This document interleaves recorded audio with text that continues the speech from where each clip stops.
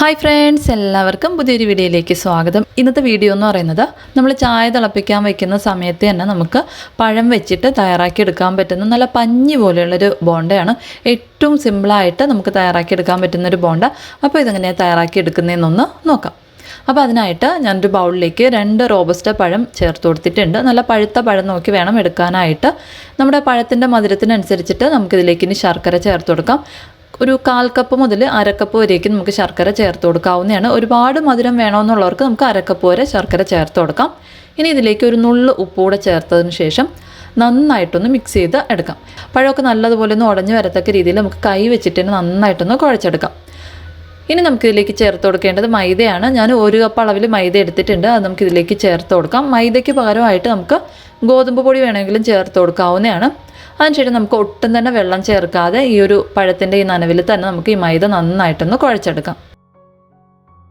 മൈദ നമ്മൾ കുഴച്ചെടുത്ത് കഴിയുമ്പോഴത്തേക്കും നമുക്ക് ഈ ഒരു പരുവത്തിലായിരിക്കും കിട്ടുന്നത്. ഈ ഒരു പരുവത്തിൽ വേണം നമ്മുടെ ബോണ്ടയുടെ മാവ് ഇരിക്കേണ്ടത്. ഒരുപാട് കട്ടിയായിട്ട് തോന്നിക്കഴിഞ്ഞാൽ ഒരല്പം വെള്ളം കൂടി ഒന്ന് ചേർത്ത് നമുക്ക് ഈ ഒരു പരുവത്തിലൊന്ന് ആക്കിയെടുക്കാം.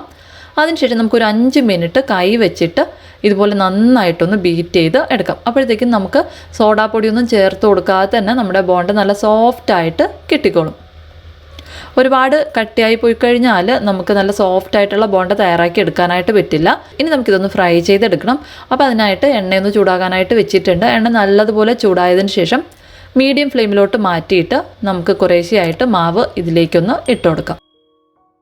നമ്മൾ മാവ് എണ്ണയിലേക്ക് ഇട്ട് കൊടുക്കുന്നതിന് മുമ്പായിട്ട് കൈ ഒരല്പം വെള്ളത്തിലൊന്ന് നനച്ചതിന് ശേഷം നമ്മൾ മാവ് എടുത്ത് എണ്ണയിലേക്ക് ഇട്ട് കൊടുത്തു കഴിഞ്ഞാൽ നമുക്ക് ഈസി ആയിട്ട് തന്നെ കയ്യിലൊന്നും ഒട്ടിപ്പിടിക്കാതെ തന്നെ നമുക്ക് മാവ് എണ്ണയിലേക്ക് ഇട്ട് കൊടുക്കാനായിട്ട് പറ്റും.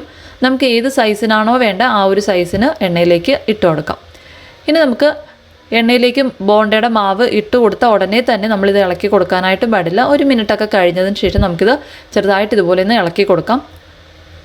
ഇതുപോലെ നന്നായിട്ടൊന്ന് ഇളക്കി ഒന്ന് ഫ്രൈ ചെയ്തെടുക്കുമ്പോഴത്തേക്കും നമ്മുടെ ബോണ്ട എല്ലാ ബോണ്ടയും ഒരേ കളറിൽ നല്ലതുപോലെ ഒന്ന് വെന്ത് വരും. മീഡിയം ഫ്ലെയിമിൽ വെച്ചിട്ട് വേണം ഇതൊന്ന് ഫ്രൈ ചെയ്തെടുക്കാനായിട്ട്. ലോ ഫ്ലെയിമിൽ വെച്ച് കഴിഞ്ഞാൽ ബോണ്ട ഒരുപാട് എണ്ണ കുടിക്കും. അതുപോലെ തന്നെ ഹൈ ഫ്ലെയിമിലാണ് വെച്ചിട്ട് ഫ്രൈ ചെയ്തെടുക്കുന്നതെങ്കിൽ ബോണ്ട പെട്ടെന്ന് തന്നെ ഒരു ബ്രൗൺ കളറായി വരും. എന്നാൽ ഉൾഭാഗം ഒട്ടും തന്നെ വേകാതെ ഇരിക്കും. അതുകൊണ്ട് മീഡിയം ഫ്ലെയിമിൽ വെച്ചിട്ട് വേണം ഇതൊന്ന് ഫ്രൈ ചെയ്ത് എടുക്കാനായിട്ട്. ബോണ്ട എല്ലാം തന്നെ നല്ലൊരു ബ്രൗൺ കളറായി എണ്ണയുടെ പതയൊക്കെ ഒന്ന് കുറഞ്ഞു വരുന്ന സമയത്ത് നമുക്ക് എണ്ണയിൽ നിന്ന് കോരി മാറ്റാവുന്നതാണ്. അപ്പോൾ ഇത്രയേ ഉള്ളൂ. നമുക്ക് ഏറ്റവും സിമ്പിളായിട്ട് തയ്യാറാക്കി എടുക്കാൻ പറ്റുന്ന നല്ല പഞ്ഞി പോലെയുള്ളൊരു ബോണ്ടയാണ്. പഴം ഉണ്ടെന്നുണ്ടെങ്കിൽ എന്തായാലും തയ്യാറാക്കി നോക്കുക. നിങ്ങൾക്ക് വീഡിയോ ഇഷ്ടപ്പെടുകയാണെന്നുണ്ടെങ്കിൽ എന്തായാലും ഒന്ന് ലൈക്ക് ചെയ്തേക്കണേ. അപ്പോൾ പുതിയൊരു വീഡിയോയിലൂടെ നമുക്ക് വീണ്ടും കാണാം. അതുവരെ താങ്ക് യു, ബൈ.